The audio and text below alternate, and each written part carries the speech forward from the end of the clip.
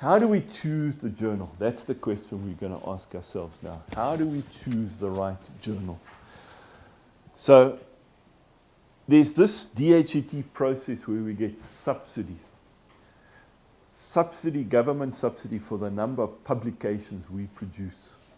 And so we often talk about accredited journals. I think we were having a conversation yesterday about it.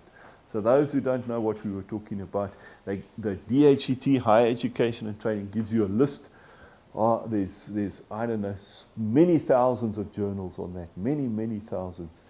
And if you publish in that one of those journals, then it earns subsidy.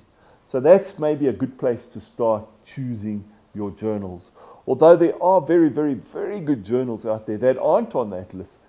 And you shouldn't feel that it's closed door to you, those journals. But of course, you're not going to benefit the university. And in our university, you get benefit yourself. Your own research costs benefit from that. Now, the publications they accredit are journal publications in the accredited journals that I spoke about, conference proceedings. Okay, and we talked about, whoops, it's gone. Conference proceedings are these full-length conference proceedings that I spoke about, not the little short abstracts. Okay, so full-length conference proceedings, not abstracts. Chapters in books. Leslie, you were talking to me about a chapter that you were writing. So those are called edited volumes. The book is called an edited volume. Yeah, so they don't have a list of conference proceedings. They did at one stage, but they've abandoned that. So it's any conference proceeding, but it must be a full-length, peer-reviewed, and you have to demonstrate that peer review. So you get a letter from the editor of that conference proceeding explaining what the peer review process followed, describing the peer review process.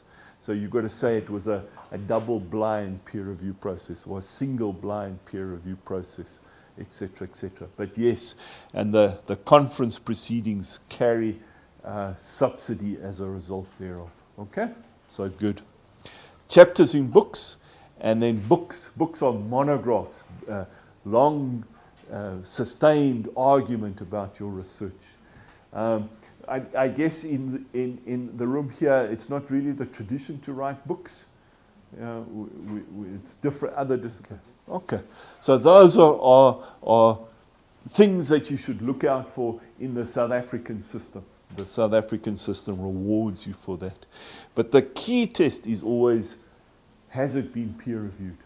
And if it's not peer reviewed, they're not going to give you subsidy. So that's a starting point, a very easy starting point to begin. We won't go through that too much, I don't think.